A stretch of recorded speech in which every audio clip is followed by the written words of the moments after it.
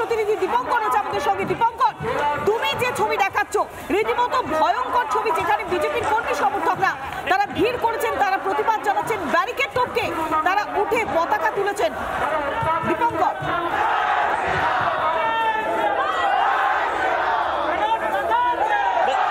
দেখো এই মুহূর্তে আমি মালদা যে ডিএম অফিস সেখানে রয়েছি এবং সেখানে দেখতে পাচ্ছি যে রীতিমতো যে বাসের যে ব্যারিকেড, সেই বাসের ব্যারিকেড কিন্তু খোলার চেষ্টা করা হচ্ছে। অর্থাৎ বাসের ব্যারিকেড যে দড়ি দিয়ে যেটাকে বাঁধানো ছিল সেটাকে কিন্তু বিজেপি কর্মী সমর্থকরা কিন্তু খুলছে এবং সেই ক্ষেত্রে রীতিমতো পুলিশের কিন্তু কার্যত এখানে রীতিমতো ছয়লাভ হয়ে গেছে। রীতিমতো উত্তেজনা কিন্তু ক্রমশ বাড়ছে। আজকে যে দিলীপ ঘোষের নেতৃত্বে, যে প্রাক্তন সাংসদ দিলীপ ঘোষের নেতৃত্বে যে ডিএম অফিস যে ঘেরাও যে কর্মসূচি ছিল, সেখানে আজকে ডিএম অফিসের ডেপুটেশনের যে কর্মসূচি, সেখানে কিন্তু রীতিমতো পুলিশ সকাল থেকে কিন্তু ছয়লাভ হয়েছে। যে ছবিটা দেখাচ্ছি দেখো রীতিমতো তর্ক হচ্ছে, পুলিশের সঙ্গে রীতিমতো তর্ক হচ্ছে এবং বাসের যে দড়ি দিয়ে বাঁধা সেটা কিন্তু খুলে ফেলা হচ্ছে। আমি এই মুহূর্তে যেই জায়গায় ছবি রয়েছি, এটি ডিএম অফিসের পাশের আরেকটি অফিস, সেই অফিসের যে উপর থেকে আমি সেই ছবি ধরছি এবং রীতিমতো একদিকে পুলিশের ব্যারিকেড এবং পুলিশের যে ব্যারিকেড, প্রথম ব্যারিকেড ভেঙে ফেলা হলো, দ্বিতীয় যে বাসের যে ব্যারিকেড, সেই ব্যারিকেড কিন্তু এখন রীতিমতো খোলার চেষ্টা করা হচ্ছে। দড়ি দিয়ে বাঁধা সেই বাসের ব্যারিকেড দড়ি কিন্তু খুলে দেওয়া হচ্ছে এবং রীতিমতো আরেকটা যে ছবি দেখাবো, রীতিমতো পুলিশের কিন্তু পুলিশ কিন্তু এখানে রয়েছে।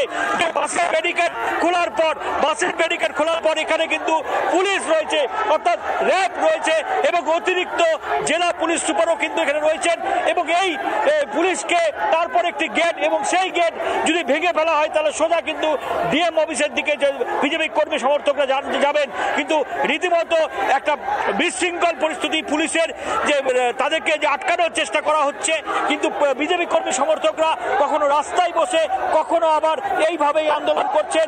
বাসের ব্যারিকেড খোলার চেষ্টা করা হচ্ছে, বাসে উঠে রীতিমতো বিজেপির পতাকা নিয়ে রীতিমতো তারা স্লোগান দিচ্ছেন যে বর্তমানে মোথাবাড়ির যে ঘটনা, রীতিমতো যে 26,000 যে চাকরি চলে গেছে সহ একাধিক দাবি নিয়ে তাদের আজকের এই ডিএম অফিসের ডেপুটেশন কর্মসূচি।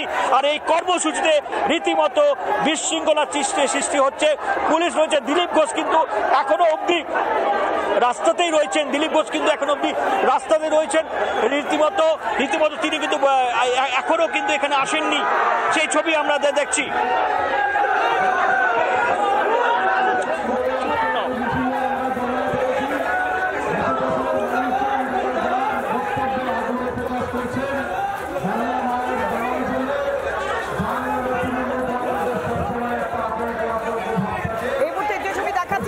ডিএম অফিসের সামনে যে ব্যারিকেড করা হচ্ছে, যে দুর্ভেদ্য দুর্গ বানানো হয়েছিল, সেই দুর্ভেদ্য দুর্গ খুলে গিয়ে যাওয়ার চেষ্টা করছেন বিজেপির কর্মী সমর্থকরা।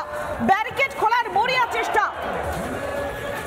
অন্যদিকে বিজেপি নেতা দিলীপ ঘোষ, সাংসদ খগেন মুর্মু, বিজেপি নেত্রী মালতী রায় সহ অনেকেই দাঁড়িয়ে রয়েছেন, তারা নেতৃত্ব দিচ্ছেন, প্রতিবাদ জানাচ্ছেন। দুপুরবেলা মাথার উপরে রোদ্দুর নিয়ে আমরা এখানে এসেছি, ডিএম অফিসের সামনে একত্রিত হয়েছি, কোন রাজনৈতিক কারণে আসেনি। আমার সঙ্গে এখানকার মাননীয় সাংসদ খগেনদা উপস্থিত, আমার সঙ্গে এখানকার এমএলএরা তিরুপতি, গোপালদা, চিন্ময়, জুয়েল, সমস্ত এমএলএরা উপস্থিত আছেন। ভারতীয় জনতা পার্টির মাননীয় জেলা সভাপতি দুজন, দক্ষিণের অজয় দা, উত্তরের প্রতাপ দা, এখানে অজিত দা ওবিসি নেতা আমাদের, এছাড়াও বহু নেতা যারা এই যে মালদা জেলাকে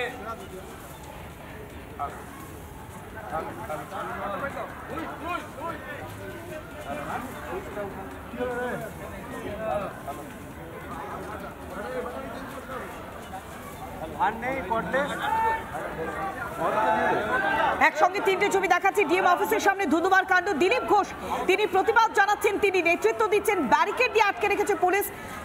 আবার অন্যদিকে শহর কলকাতাতেও এসএসসি ভবনের সামনে চলছে অবস্থান বিক্ষোভ।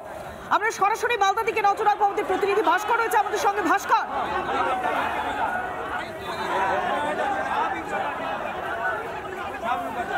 একদমই মৌলমী দেখো এই মুহূর্তে মালদা ডিএম অফিসের বাইরে কিন্তু প্রাক্তন রাজ্য সভাপতি দিলীপ ঘোষ সহ অন্যান্য যারা বিজেপি নেতারা রয়েছেন, আমি দেখতে পাচ্ছি খগেন মুর্মু, বিত্র চৌধুরীরা রয়েছেন, তারা লাগাতার বলছেন যেভাবে মোতাবাড়িতে হিন্দুদের ওপর আক্রমণ করা হয়েছে, যেভাবে যোগ্য চাকরিহারাদের চাকরি হারাতে হয়েছে শুধুমাত্র এই মমতা বন্দ্যোপাধ্যায়ের পুলিশ প্রশাসনের জন্য, তার বিরুদ্ধে লাগাতার পথে থাকবে বিজেপি। এবং এই মুহূর্তে দাঁড়িয়ে দিলীপ ঘোষ বলছেন, শোনাবো দিলীপ ঘোষ কি বলছেন। পিছন থেকে বলছে লাইন চলে গেছে, লাইন যা, কিন্তু সরকারটা কবে যাবে সেই দিনের জন্য অপেক্ষা করছি আমরা। এত মানুষ, হাজার হাজার মানুষ রাস্তায় নেমেছেন এই সরকারটা কবে যাবে সেটা দেখার জন্য। বন্ধুগণ, এই দুপুরে আমাদের রাস্তায় নেমে উৎপাত করার কোনো ইচ্ছা নাই, বা ডিএম সাহেব আইএস অফিসার নিশ্চিন্তে আপনাদের এখানকার ডেভেলপমেন্টের কাজ করছেন, তাকেও ডিস্টার্ব করার কোনো আমাদের উদ্দেশ্য নেই। কিন্তু আজ মালদা, মুর্শিদাবাদ, উত্তর দিনাজপুর, কিছু জায়গায় নদিয়ার ওদিকে বসিরহাট, বীরভূম, হাওড়া, বিস্তীর্ণ এলাকা উপদ্রুত জেলা, উপদ্রুত এলাকা ঘোষিত হওয়ার মতো হয়ে গেছে। সিরিয়া, আফগানিস্তান, পাকিস্তান, বাংলাদেশের মতো অবস্থা। কারণ ওখানে এই দেশের যে মূল সমাজ, হিন্দু সমাজ, তারা ওইসব জেলায় সংখ্যালঘু হয়ে গেছে। আর সংখ্যালঘু হয়ে গেলে তাদের উপরে সবকিছু অত্যাচার করা যায়, তার ধন সম্পত্তি লুট করা যায়, তাদের মা বোনের সম্মান লুট করা যায়, দোকান লুট করা যায়, বাড়িতে আগুন দেওয়া যায়, মন্দির ভাঙা যায়, সব করা যায়। তাই এই বিস্তীর্ণ পশ্চিম বাংলায় জায়গায় জায়গায় ছোট ছোট বাংলাদেশ, পাকিস্তান তৈরি হয়ে গেছে। এখন ধীরে ধীরে সিরিয়ার মতো পরিস্থিতি তৈরি হয়েছে। তাই গত ঈদ চলে গেল, ঈদেতে বড় বড় মিছিল বেরিয়েছে, খুব ভালো খুশির ঈদ, আমরাও শুভেচ্ছা জানিয়েছি। কিন্তু সেই যে জমায়েত হয়েছে, যেটা মাননীয় এমপি বললেন, হিন্দুদেরকে জবাই করার কথা বলা হচ্ছে, কোথাও প্যালেস্টাইনের পতাকা দিয়ে ওখানে উৎপাত করা হচ্ছে, দেশ বিরোধী স্লোগান দেওয়া হচ্ছে, মোথাবাড়িতে, জঙ্গিপুরেতে সংবিধান মানি না, সুপ্রিম কোর্ট মানি না, এই স্লোগান দেওয়া হচ্ছে। কিন্তু পুলিশকে আমরা কিছু করতে দেখলাম। আজ পুলিশ এত সক্রিয় হয়েছে, বিশাল বিশাল ব্যারিকেড করেছে, মনে হচ্ছে যুদ্ধ বেঁধে গেছে। আমরা শান্তিপ্রিয়, গণতন্ত্রের প্রিয় মানুষ, ভারতীয় জনতা পার্টির কার্যকর্তারা এই দেশের সংবিধানের আধারে রাজনীতি করেন। তাই হ্যাঁ, ভয় পাবেনি। সরকার ধীরে ধীরে দুর্নীতির পাকে ডুবে যাচ্ছে, অত্যাচার, আইন শৃঙ্খলার অবনতি হচ্ছে, আর তার ভয় বাড়ছে। এতদিন এখানকার মানুষ ভয় পেত, এখন সরকার ভয় পেতে আরম্ভ করেছে। তাই এরা কাকে নিজের শত্রু আর কাকে মিত্র মনে করেছে? এদের কাছে শত্রু হচ্ছেন ওই যোগ্য শিক্ষকরা যারা পড়াশোনা করে পরীক্ষা দিয়ে চাকরি পেয়ে, তাদেরকে ভয় করছে।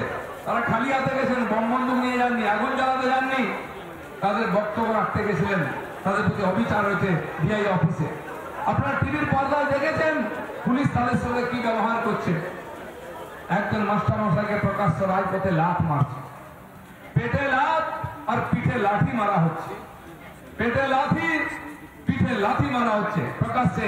তার কলার ধরে দেখা যাবে ওই পুলিশের ছেলে মেয়েকে এরকম মাস্টারমশাই পড়ান, টিউশনে পড়ান, স্কুলেও পড়ান। আজ আমি জানি না এদের মাস্টারদের কাছে উনি পড়েছেন কিনা।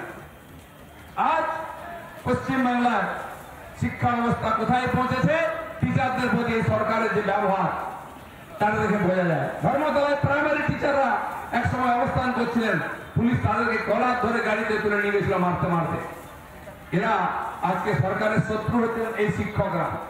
এসএসসি পাস করে হাজার হাজার ছেলে মেয়ে বসে আছে, তাদের চাকরি নেওয়া হচ্ছে না, তারা রাস্তায় ধর্ণা দিচ্ছে। এরা হচ্ছে এই সরকারের শত্রু। আমরা এই টিচারদের কথা, যারা ডিএ পায়নি সরকারি কর্মচারী, তাদের কথা বলে আন্দোলন করছি, আমরা সরকারের শত্রু হয়ে গেছি। সরকারের বন্ধুকে যারা মোথাবাড়িতে হিন্দু বাড়িঘর লুট করলো, থানা ভাঙলো, গাড়ি জ্বালালো, তারা যারা জঙ্গিপুরেতে সংবিধান মানে না বলে স্লোগান দিল, বাড়িঘর ভাঙলো, থানা জ্বালিয়ে দিল, তারা এই সরকারের বন্ধু। তাই পুলিশ তার উপর লাঠি চালায় না, কেস দেয় না, অ্যারেস্ট করে না। আমরা জানি 5 বছর আগে 19 সালে যখন সিএএ পাস হয়েছিল, নাগরিকত্ব সংশোধনী বিল, ওপার বাংলার থেকে যে হিন্দু বন্ধুরা এসছেন, বাঙালি হিন্দু উদ্বাস্ত হয়ে এসছে, মা বোনের সম্মান বাঁচাতে, ধর্ম বাঁচাতে, বিজেপি তাদেরকে এই দেশের নাগরিক দিতে চায়। এই লোকেদের ভোট নিয়ে সিপিএম, কংগ্রেস, টিএমসি রাজত্ব করেছে 70 বছর, তাদেরকে নাগরিকত্ব দেয়নি। নানা ধরনের কন্টেন্ট দেখার জন্য লাইক করুন, শেয়ার করুন আমাদের ফেসবুক পেজ, সাবস্ক্রাইব করুন আমাদের ইউটিউব চ্যানেল। পাশাপাশি অন্যান্য ব্রেকিং নিউজের জন্য অবশ্যই চোখ রাখুন রিপাবলিক বাংলায়।